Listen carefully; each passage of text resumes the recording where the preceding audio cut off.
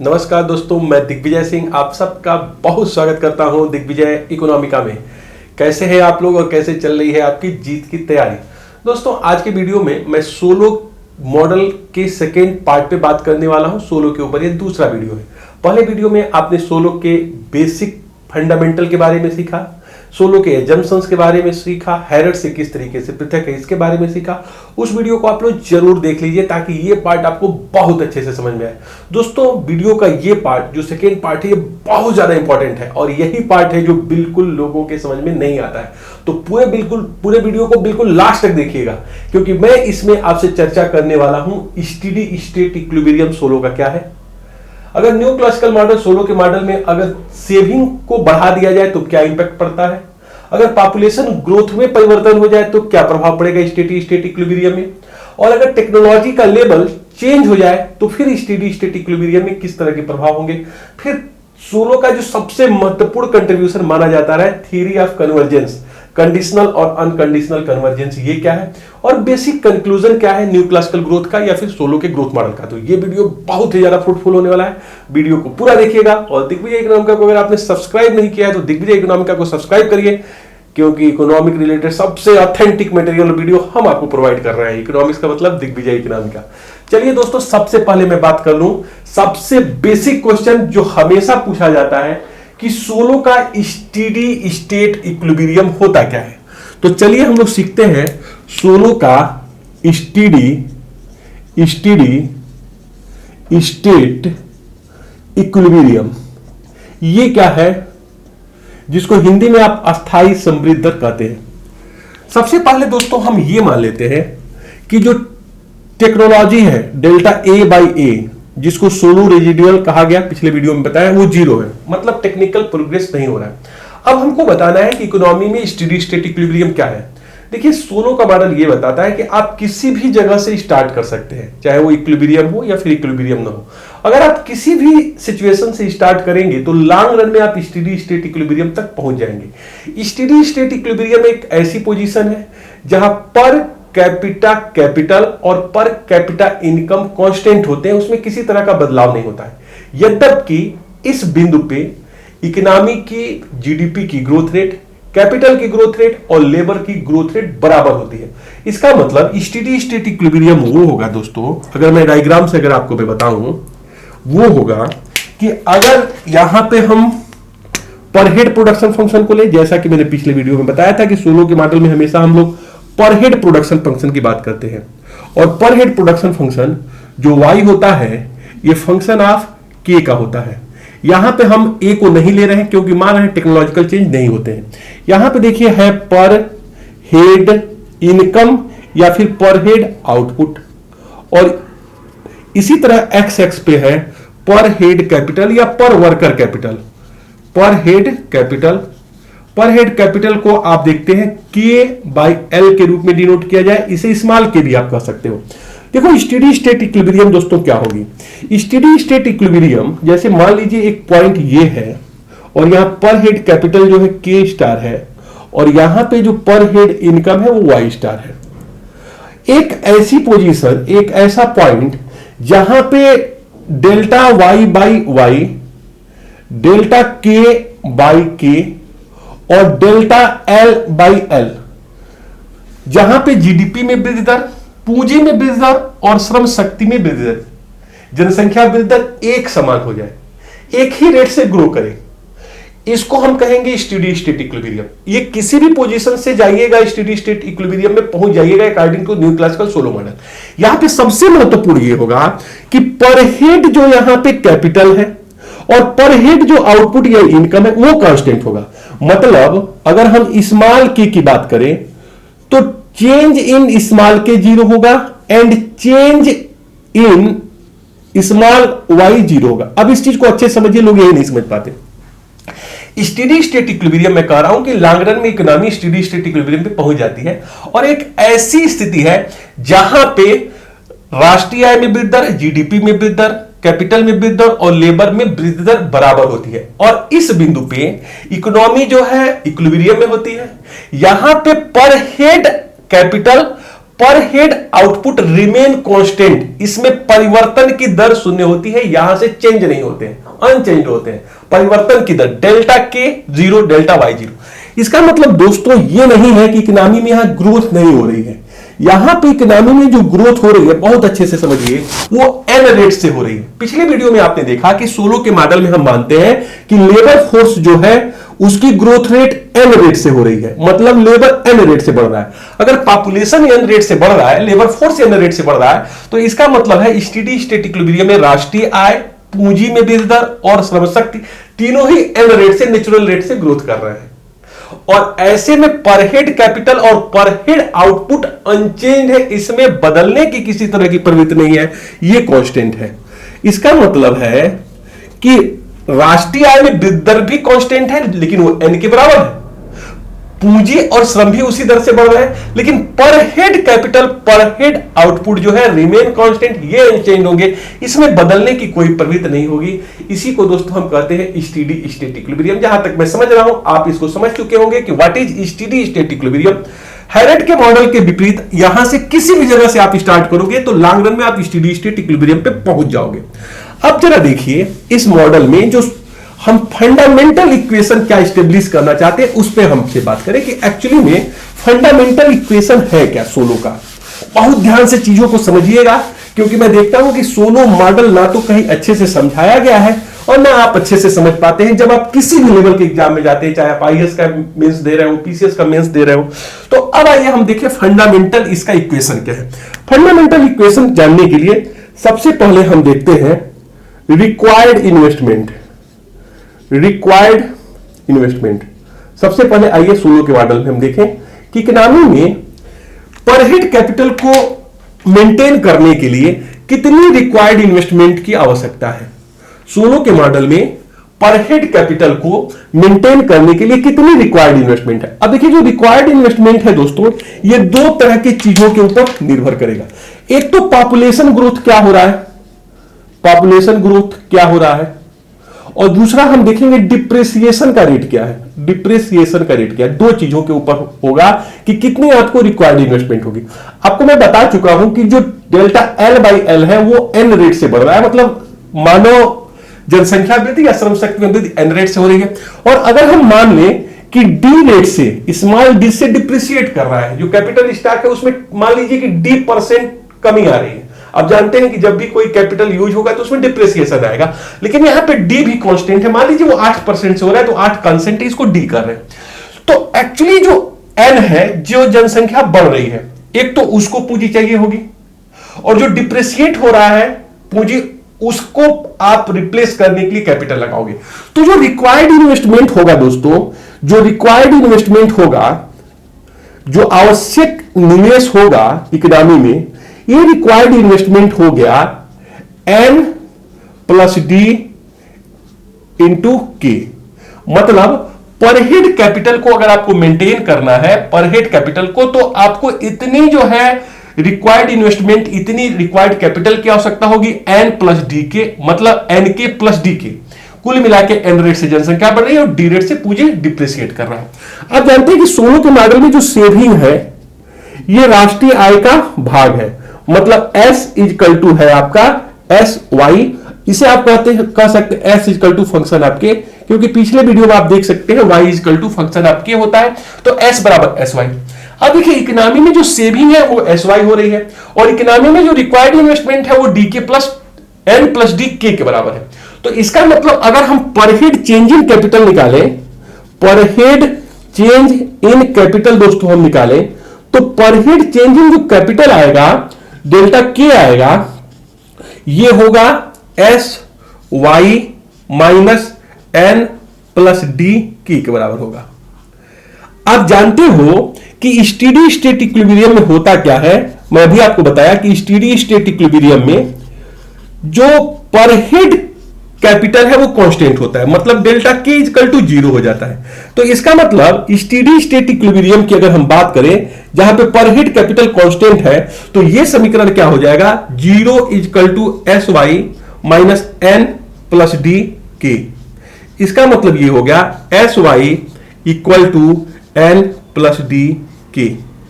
देखिए यही जो सोलो का आप इसे फंडामेंटल इक्वेशन बोल सकते हो कि एस वाई जो इकोनॉमी में सेविंग हो रही है उसी के बराबर इकोनॉमी में रिक्वायर्ड इन्वेस्टमेंट है। ऐसे में स्टेडी स्टेट इक्विलिब्रियम के लिए यह पोजीशन सबसे बेस्ट है। यहां पे जो है स्टेडी रेट इक्विलिब्रियम में जितनी रिक्वायर्ड इन्वेस्टमेंट है उतनी ही सेविंग हो रही है, तो s y n plus d k. तो इसका मतलब जो फंडामेंटल, अगर आप इसे स्क्रीनशॉट ले सके तो ले लीजिए, रिक्वायर्ड इन्वेस्टमेंट मैंने निकाल लिया और सेविंग निकाल दिया, दोनों के आधार को हमने स्टेडी स्टेट इक्विलिब्रियम में एस वाई बराबर एन प्लस डी के बराबर कर दिया, क्योंकि स्टेडी स्टेट में जो डेल्टा के होगा मैं पहले ही बता चुका हूं वो जीरो होगा, उसमें किसी तरह के परिवर्तन नहीं होगा। अब इससे हम फंडामेंटल इक्वेशन से हम आइए इसके फंडामेंटल डायग्राम पे आते हैं, क्योंकि उसको समझे बिना आप सोलो के मॉडल को समझ ही नहीं सकते हो और सोलो ने जो फोरकास्ट किया था उसको भी नहीं समझ सकते हो। देखिए हमारा जो आधारभूत समीकरण आ गया सोलो का, वो हम लोगों के पास ये आ गया कि s y equal to n plus d k. ये हो गया हम लोगों का सोलो का फंडामेंटल इक्वेशन। आप इसे लिख भी सकते हैं, सोलो फंडामेंटल इक्वेशन, सोलो का आधारभूत समीकरण। अब देखिए यहां से समझिए डायग्राम को, सेम वही डायग्राम। यहां पे हमने क्या लिया, पर हेड आउटपुट, जिसे पर हेड इनकम भी आप कह सकते हो, पर हेड आउटपुट या पर हेड जीडीपी भी यहां पे आप कह सकते हैं। और यहां पे हो गया हम लोगों का पर हेड कैपिटल, पर हेड कैपिटल। अब आप देखिए ये जो प्रोडक्शन फंक्शन हम लोगों का आया, ये हो गया हम लोगों का y equal to function of k, क्योंकि हमने यहां पे माना है कि टेक्निकल लॉजिकल प्रोग्रेस हो नहीं रहा है। अब देखिए जो इकोनॉमी में n प्लस डी के जो रिक्वायर्ड इन्वेस्टमेंट है वो कांस्टेंट है। क्यों कांस्टेंट है? n जो है जनसंख्या कांस्टेंट रेट से बढ़ रही है, मैंने बताया कि उसमें कोई वृद्धि नहीं होगी, और डिप्रिसिएशन भी सेम रेट से हो रहा है। इसका मतलब जो रिक्वायर्ड इन्वेस्टमेंट होगी वो जो है सीधी लाइन होगी n प्लस डी की के रूप में। इसका कारण यह है दोस्तों, क्योंकि एन भी कांस्टेंट है, डी भी कांस्टेंट है।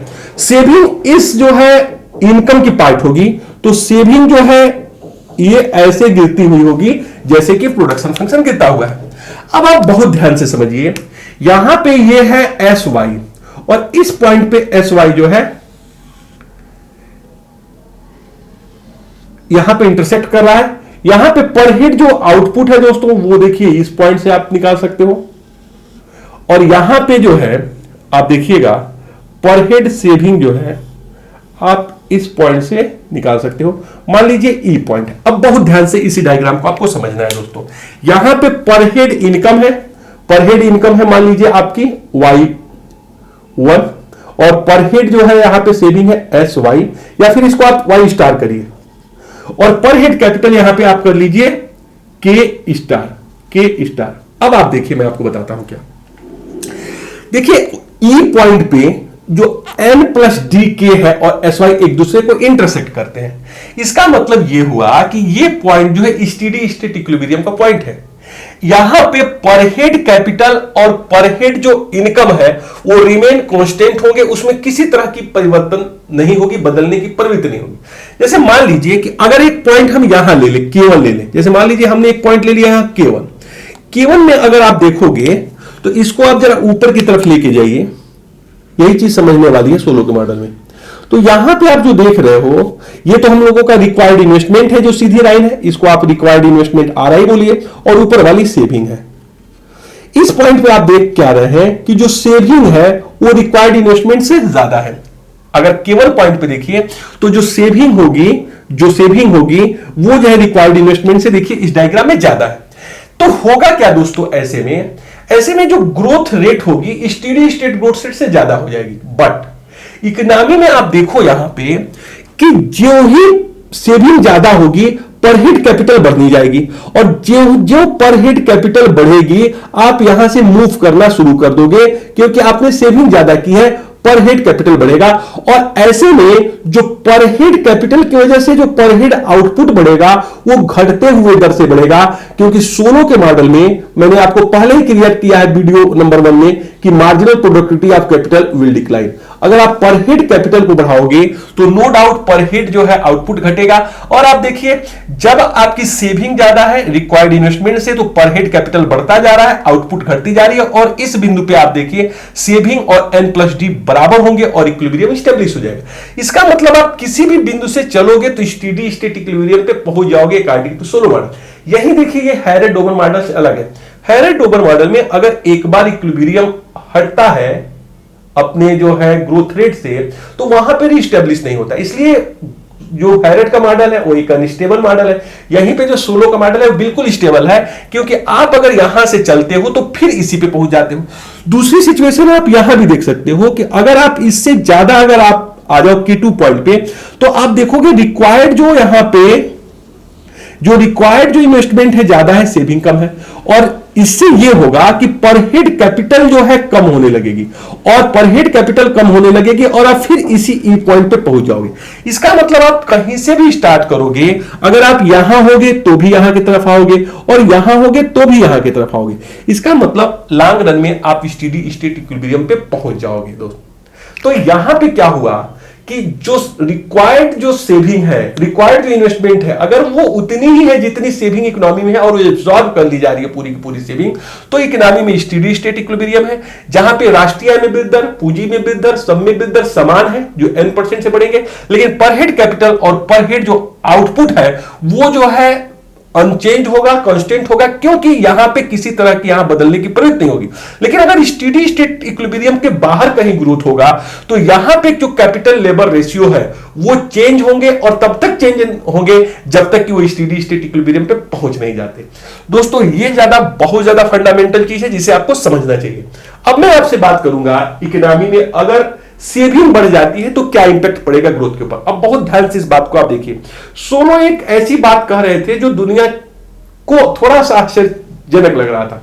सोलो का यह मानना था कि इकोनॉमी में अगर सेविंग को बढ़ा दोगे तो जो शॉर्ट टर्म ग्रोथ रेट है वो बढ़ सकता है, but long range growth rate steady state equilibrium में किसी तरह की वृद्धि नहीं होगी। अब ये बात जो है बड़े लोगों को खटक रही थी कि सोलो इसको क्यों कह रहे हैं कि इकोनॉमी में अगर सेविंग बढ़ जाए तो ग्रोथ के ऊपर, लॉन्ग रन ग्रोथ के ऊपर इसका किसी तरह का इंपैक्ट नहीं पड़ेगा। इस चीज को आइए हम इसी डायग्राम से बताते हैं कि सोलो के मॉडल में अगर सेविंग बढ़ जाए तो होगी क्या। देखिए यहां पे आप देख रहे हो सोलो के मॉडल में कि सेविंग जो SY है और यहां पे N+D के जो है ये रिक्वायर्ड इन्वेस्टमेंट है। अगर आप ये सोचिए कि सोलो के मॉडल में हम इस रेड पेन से अगर हम सेविंग को बढ़ा दें, यहां देखिए हम सेविंग को और बढ़ा दें, और अगर इसको हम थोड़ा सा मिटा दें यहां वाली चीजों को, अब देखिए अगर हम सेविंग को सोलो के मॉडल में बढ़ा देते हैं तो अब ये सेविंग जो है चेंज होके S1Y दूसरा हो जाता है, ऊपर की तरफ ये शिफ्ट हो जाता है। आप देखिए ये शिफ्ट होके ऊपर की तरफ आया। सोलो का मानना था कि अगर आप इकोनॉमी में सेविंग को बढ़ा दें, पहले से ज्यादा सेविंग करें, तो इसके ऊपर लॉन्ग रन ग्रोथ रेट के ऊपर कोई प्रभाव नहीं पड़ेगा। यद्यपि ये जरूर है कि इससे जो पर कैपिटा इनकम है वो देखिए बढ़ जाएगी। इससे क्या होगी, पर कैपिटा जो इनकम है वो बढ़ जाएगी इस पॉइंट के द्वारा, यहां देखिए इसके द्वारा। सोलो के मॉडल में यहां पे ये चीज कहा गया है कि अगर इकोनॉमी में सेविंग आप बढ़ाओगे तो इकोनॉमी में जो कैपिटल पर लेबर है वो बढ़ेगा, लेकिन कैपिटल जब पर लेबर बढ़ेगा तो यहां पे मार्जिनल प्रोडक्टिविटी ऑफ कैपिटल चूंकि डिक्लाइन होता है, इसलिए इकोनॉमी में जो जीडीपी ग्रोथ रेट है वो डिक्लाइन करेगी और अंततः स्टेडी स्टेट पे ही पहुंच जाएगी। मतलब क्या होगा, शॉर्ट रन में ये ग्रोथ को बढ़ा सकता है लेकिन लॉन्ग रन में ग्रोथ के ऊपर कोई प्रभाव नहीं डालेगा सेविंग में बढ़ोतरी। इसका मतलब है सेविंग जो है सिर्फ शॉर्ट रन ग्रोथ को प्रभावित करता है, लॉन्ग रन ग्रोथ को नहीं। लेकिन सेविंग बढ़ने से, बहुत ध्यान से समझिएगा, पर हेड आपकी इनकम, पर हेड आउटपुट बढ़ जाएगी। अगर सोलो के मॉडल में आप सेविंग बढ़ाइएगा तो ग्रोथ रेट नहीं चेंज होगा, ग्रोथ रेट नहीं चेंज होगा, ग्रोथ रेट नो चेंज। बहुत ध्यान से समझिएगा इस बात को। लेकिन अगर सेविंग को आप बढ़ाते हैं सोलो के मॉडल में तो पर कैपिटा इनकम या पर कैपिटा जीडीपी बढ़ जाती है। अब देखिए मैं कह रहा हूं कि सोलो के मॉडल में ग्रोथ रेट चेंज नहीं होगा, क्योंकि सोलो के मॉडल में जो ग्रोथ रेट है अगर टेक्निकल प्रोग्रेस नहीं है तो हमेशा ही एन के बराबर होगा। और N+D आप देख रहे हो, ये जो है N जो पॉपुलेशन ग्रोथ रेट है वही होगी। इसका मतलब सेविंग के बढ़ने के बावजूद भी N रेट से ही इकोनॉमी ग्रो करेगी। कैपिटल में वृद्धि भी N होगी, लेबर में वृद्धि भी N होगी, N रेट से ही इकोनॉमी बढ़ेगी। मतलब सेविंग को बढ़ा के लॉन्ग रन ग्रोथ को नहीं बढ़ा सकते, वो पॉपुलेशन ग्रोथ एन से ही होगी। सिर्फ फायदा इसका ये होगा कि पर हेड आपका जो सेविंग है वो बढ़ जाएगा। तो बहुत ध्यान से इस बात को समझिएगा, ये बहुत बार एग्जामिनेशन में पूछा जाता है कि अगर सेविंग बढ़ जाए तो long run steady state growth किसी तरह का प्रभावित नहीं होगा, वो पहले के तरह ही एन रेट से बढ़ता रहेगा। यद्यपि इसका फायदा ये होगा कि पर हेड इनकम बढ़ जाएगी, पर हेड आउटपुट बढ़ जाएगी। अब आइए दोस्तों मैं बात करूं कि अगर इकोनॉमी में पॉपुलेशन ग्रोथ अब हो जाए तो क्या इंपैक्ट पड़ेगा सोलो के मॉडल में। अगर हम इस डायग्राम को मिटा दें, चलिए मिटा ही देते हैं, तो देखते हैं कि अगर सोलो के मॉडल में अगर पॉपुलेशन ग्रोथ हो जाए तो फिर क्या इंपैक्ट पड़ेगा। देखिए ये रहा सोलो का डायग्राम हमारा छोटा सा, ये देखिए, और यहां पे क्या हुआ ये आप समझ गए, पर हेड इनकम या पर हेड आउटपुट है, और यहां पे जो है पर हेड कैपिटल है के बाई एल, पर हेड कैपिटल है, और यहां पे हमारा जो है ये वाई है इक्वल टू फंक्शन ऑफ के है, और ये जो है हमारा एन प्लस डी के रिक्वायर्ड जो है हमारी इन्वेस्टमेंट है, और ये जो है हमारी सेविंग है जिसको हमने एस वाई से दिखाया है। अगर आप देखो इस पॉइंट पे कि ये हमारा स्टेडी स्टेट इक्विलिब्रियम का पॉइंट है जहां पे सेविंग जो है रिक्वायर्ड इन्वेस्टमेंट के बराबर है। अब मैं दोस्तों कह ये रहा हूं कि अगर हमने जनसंख्या वृद्धि कर दी तो आप देखो क्या होगा। जनसंख्या वृद्धि करने से एन जो है, जो एन रेट से जनसंख्या बढ़ रही थी, अब वो बढ़ेगी N1 प्लस डी के। इसका मतलब जनसंख्या बढ़ने की वजह से ये जो कर्व है ये ऊपर की तरफ शिफ्ट हो जाएगा, और इसकी वजह से जो ये देखिए क्या होगा, यहां की तरफ आ जाएगा। देखिए इसका मतलब पॉइंट ई पे हम पहले स्टेडी स्टेट इक्विलिब्रियम पे थे, लेकिन जनसंख्या बढ़ने पे अब हम इवन की तरफ आ गए, और ये पॉइंट इधर की तरफ अपवर्ड ऊपर की तरफ आ गया। इसका मतलब दोस्तों बहुत ध्यान से आप समझिएगा, बहुत ध्यान से, क्योंकि ये चीज बहुत पूछा जाता है और लोगों को बिल्कुल नहीं समझ में आता है। अगर सोलो के मॉडल में जनसंख्या बढ़ गई, एन से बढ़ के N1 हो गई, पहले 2% थी अब 4% हो गई, तो इससे हुआ क्या दोस्तों, आपकी ग्रोथ रेट इकोनॉमी की बढ़ गई। अब जरा देखिए ग्रोथ रेट बढ़ गई, क्योंकि इकोनॉमी में डेल्टा वाई, मैंने कहा था delta y by y, delta L by L और डेल्टा के बाई के, ये तीनों किस रेट से बढ़ रहे थे, एन रेट से। मान लीजिए 2% था, अब पॉपुलेशन वृद्धि होने की वजह से ये सभी N1 रेट मतलब 4% से बढ़ने लगे। इसका मतलब इकोनॉमी की ग्रोथ रेट तो बढ़ गई, स्टेडी स्टेट ग्रोथ बढ़ गया। लेकिन हुआ क्या प्रॉब्लम कि जो हमारी पर कैपिटा इनकम जो पहले थी यहां पे, वो देखिए वो पर कैपिटा इनकम जो थी वो यहां से डिक्लाइन करके आप यहां की तरफ आ गए। मतलब पर कैपिटा इनकम जो है डिक्लाइन कर गई। यहां जो पर कैपिटा इनकम था वो देखिए पर कैपिटा इनकम जो है यहां से क्या कर रही है, इस पॉइंट से जो है पर कैपिटा इनकम डिक्लाइन कर जा रही है। इसका मतलब ये होता है कि सोलो के मॉडल में अगर आप पॉपुलेशन बढ़ाते हैं तो स्टेडी स्टेट इक्विलिब्रियम की ग्रोथ रेट बढ़ जाएगी, लेकिन पर कैपिटा इनकम घट जाएगी, पर हेड आउटपुट घट जाएगा। इसका मतलब आपका स्टैंडर्ड ऑफ लाइफ घट जाएगा। सोलो के मॉडल में ये बहुत बड़ी चीज थी कि अगर पॉपुलेशन बढ़ेगी तो ग्रोथ रेट बढ़ेगा, स्टेडी स्टेट ग्रोथ। लेकिन ये कोई बहुत पॉजिटिव चीज नहीं है, क्योंकि सोलो के मॉडल में आप स्टेडी स्टेट ग्रोथ को बढ़ा दोगे तो बहुत ज्यादा बेनिफिट होगा। नहीं, इसमें आपको फिर उसी रेट से रिक्वायर्ड इन्वेस्टमेंट जुटाना पड़ेगा कि जो आसान नहीं है। इसका मतलब दोस्तों यहां पे ये हुआ कि यहां पे कुछ प्रॉब्लम्स है।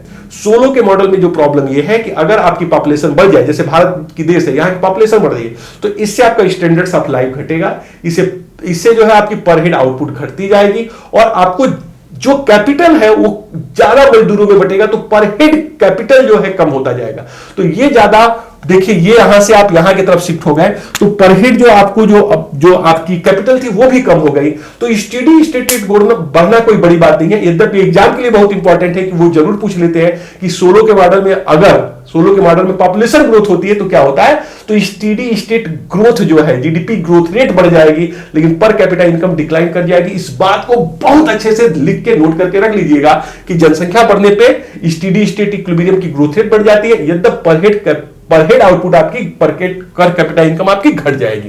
ये बहुत ज्यादा इंपॉर्टेंट है। इसका मतलब भारत जैसे देश जहां की जनसंख्या वृद्धि ज्यादा है, वो सोलो मॉडल फोरकास्ट करता है कि ये आपके लिए अच्छी सिचुएशन नहीं है, खराब सिचुएशन है। अब तीसरा चीज कि अगर टेक्नोलॉजी चेंज हो जाए तो क्या प्रभाव पड़ेगा सोलो के मॉडल में। देखिए सोलो एक पहले इकोनॉमिस्ट थे जो ये बता रहे थे कि इकोनॉमी में जो एक्सोजीनस टेक्नोलॉजी चेंज है वो बहुत ज्यादा इंपॉर्टेंट है। उन्होंने बताया, जैसे कि मैंने पिछले वीडियो में बताया, कि यूएस के ग्रोथ रेट के संदर्भ में उन्होंने देखा कि सबसे ज्यादा जो इंपैक्ट पड़ा वो सबसे ज्यादा इंपैक्ट टेक्नोलॉजिकल प्रोग्रेस का था। इसके पहले हम लोग जो भी एनालिसिस किए उसमें हम ये मान रहे थे कि डेल्टा ए बाई ए, हम लोग मान के चल रहे थे डेल्टा ए बाई ए 0 है, लेकिन अब हम मान रहे हैं कि डेल्टा ए बाई ए मतलब जो टेक्निकल चेंज है डेल्टा ए बाई ए, आपने देखा था ना y equal to function of था हमारा ए के एल, ए को आप अगर आप बाहर निकाल लें तो ये था। इसका मतलब अब हम बता रहे हैं कि ये ग्रेटर देन 0 है और ये मान लीजिए जी रेट से बढ़ रहा है। अगर एक्सोजीनस टेक्नोलॉजिकल चेंज होता है, मैंने बताया कि सोलो के मॉडल में इसे माना गया है कि एक्सोजीनस है, बाहर रूप से निर्धारित है, एक्सोजीनस डिटरमाइंड है। टेक्नोलॉजिकल प्रोग्रेस मॉडल में नहीं होते हैं, लेबर कैपिटल या किसी भी चर के द्वारा प्रभावित नहीं होते, एक्सोजीनस दिए होते हैं। अब ये सोलो बताते हैं कि अगर टेक्नोलॉजिकल चेंज हो जाए तो ग्रोथ के ऊपर क्या प्रभाव पड़ेगा, इकोनॉमी में क्या इंपैक्ट पड़ेगा। देखिए यहां से सीधे बात समझिए, यहां पे बस वही डायग्राम है, थोड़ा सा सीखिए आप लोग क्या करना है। हमारा ये मानना था कि पहले हमारा ये था production function y equal to function of k, लेकिन यहां पे a था a1। अब जब टेक्नोलॉजिकल चेंज होगा तो सीधे प्रोडक्शन फंक्शन ही y1 से y2 हो जाएगा और ये हो जाएगा a फंक्शन ऑफ k, और इसी तरह से और भी टेक्नोलॉजिकल चेंज हो जाएगा तो ये y3 हो जाएगा और ये हो जाएगा a1 a2 a3 function of k। अब देखिए इसका मतलब होता यह है कि इकोनॉमी में ये तो n प्लस डी जो रिक्वायर्ड इन्वेस्टमेंट है वही बनी रहेगी के, लेकिन इससे दोस्तों होगा क्या कि अगर एक्सोजीनस टेक्नोलॉजिकल प्रोग्रेस चेंज हो गया तो पर कैपिटल इनकम की बात कर ले और या कैपिटल लेबर रेशियो की बात कर ले तो यहां पे जो सेविंग रेट है वो बढ़ेगी। अब क्योंकि प्रोडक्शन फंक्शन इसी के अकॉर्डिंग सेविंग चेंज होगा, तो पहले सेविंग ये थी, फिर सेविंग इसके अकॉर्डिंग ये होगी, फिर सेविंग इसके अकॉर्डिंग ये होगी। मतलब क्या हुआ कि एक तरफ से देखिए यहां से सिचुएशन, पहले प्रोडक्शन फंक्शन के हिसाब से ये रहा पर कैपिटल इनकम, दूसरे प्रोडक्शन फंक्शन के हिसाब से अब आप आइए यहां पे रहेगा, इसी तरह तीसरे प्रोडक्शन फंक्शंस के आधार पे ये जो है थोड़ा और ऊपर की तरफ ये शिफ्ट होगा और आपकी पर कैपिटल इनकम बढ़ जाएगी। इसका मतलब दोस्तों ये हुआ कि इकोनॉमी में अगर हम टेक्नोलॉजिकल चेंज कर दें तो हमारा जो सेविंग थी वो बढ़ती जाएगी। पहले SY1 था, SY2 हो जाएगा, SY3 हो जाएगा। इसका मतलब क्या हुआ कि higher level study growth rate पे आप तो जाओगे ही जाओगे, आपकी पर कैपिटल इनकम भी कंटिन्यूअस वृद्धि होगी। सोलो के मॉडल में साफ है कि अगर इकोनॉमी में टेक्नोलॉजी बढ़ जाए तो पर कैपिटल इनकम तो बढ़ेगी ही बढ़ेगी, साथ ही साथ ग्रोथ रेट भी बढ़ जाएगा। अब इस बात को बहुत अच्छे से समझिए, सोलो यहां पे बिल्कुल स्पष्ट करते हैं कि अगर इकोनॉमी में टेक्नोलॉजिकल प्रोग्रेस हो तो पर कैपिटल इनकम तो बढ़ती ही बढ़ती है, प्लस इकोनॉमी की स्टेडी स्टेट जो ग्रोथ रेट अगर मैं कह दूं तो n प्लस जी रेट से बढ़ेगी। ये सोलो की एक बहुत बड़ी फोरकास्ट है। यहां पे आपने देखा कि एन रेट से जनसंख्या बढ़ रही थी, मान लीजिए 4% थी, और इकोनॉमी में 2% से अगर टेक्नोलॉजिकल प्रोग्रेस हो गया तो ग्रोथ रेट होगी, स्टेडी स्टेट ग्रोथ बढ़ जाएगी। इसका मतलब ये हुआ दोस्तों कि सोलो के मॉडल में जो ग्रोथ रेट बढ़ता है वो सिर्फ दो कारकों से बढ़ता है, एक जनसंख्या वृद्धि दर या फिर लेबर फोर्स में वृद्धि की वजह से, और दूसरा जो टेक्नोलॉजिकल प्रोग्रेस चेंज होते हैं उसकी वजह से। तो सोलो के मॉडल में ये बहुत ज्यादा इंपॉर्टेंट है कि टेक्नोलॉजिकल प्रोग्रेस अगर किया जाए तो सब कुछ बेहतर होगा। अब आइए सबसे महत्वपूर्ण चीज में बात कर लो, कन्वर्जेंस थ्योरी। सोलो ने एक नया चीज दिया था, थ्योरी ऑफ कन्वर्जेंस, कि कब दो देश कन्वर्ज कर जाते हैं। दोस्तों दो देश कन्वर्ज कब करते हैं, इसको जो है सोलो का थ्योरी ऑफ कन्वर्जेंस कहा जाता है। अगर एक इकोनॉमी की सेविंग रेट दूसरे इकोनॉमी के सेविंग रेट के बराबर हो जाए और जनसंख्या वृद्धि भी बराबर हो जाए और वो सेम प्रोडक्शन फंक्शन या टेक्नोलॉजी को अगर अडॉप्ट कर दे तो उनकी स्टेडी स्टेट ग्रोथ रेट बराबर हो जाएगी और पर कैपिटल इनकम भी बराबर होगी। इस आधार पे सोलो ये कहते हैं कि एक जापान जैसी इकोनॉमी यूएस को कैचअप कर सकता है, पकड़ सकता है, क्योंकि उसकी जो सेविंग रेट है वो जो है बिल्कुल बराबर करता है यूएस के बराबर, और सेम जो है उसका पॉपुलेशन वृद्धि है और टेक्नोलॉजिकल चेंज है। इसको कहते हैं अनकंडीशनल कन्वर्जेंस, कि अगर किसी भी दो इकोनॉमी की सेविंग रेट, टेक्नोलॉजी की रेट और पॉपुलेशन ग्रोथ एक ही है तो वो एक ही पर कैपिटल इनकम पे पहुंचेंगे और इकोनॉमी की स्टेडी स्टेट ग्रोथ भी एक ही होगी। दूसरा, सोलो ये बताते हैं कि अगर दो इकोनॉमी ऐसी है जिनकी सेविंग रेट अलग अलग है लेकिन पॉपुलेशन ग्रोथ रेट बराबर है और टेक्नोलॉजी भी वो सेम ले ले, तो इसका मतलब स्टेडी स्टेट ग्रोथ बराबर हो जाएगा, क्योंकि जनसंख्या के रेट से स्टेडी स्टेट ग्रोथ डिटरमाइन होती है, लेकिन जो पर कैपिटा इनकम होगी वो स्टेडी स्टेट पे अलग अलग होगी। इसी को सोलो जो है कंडीशनल कन्वर्जेंस कहते हैं। मतलब अगर इकोनॉमी की सेविंग रेट अलग अलग है लेकिन जनसंख्या वृद्धि और टेक्नोलॉजी सेम है, तो भी वो एक ही स्टेडी स्टेट ग्रोथ को प्राप्त करेगी, यद्यप अलग अलग पर कैपिटा इनकम।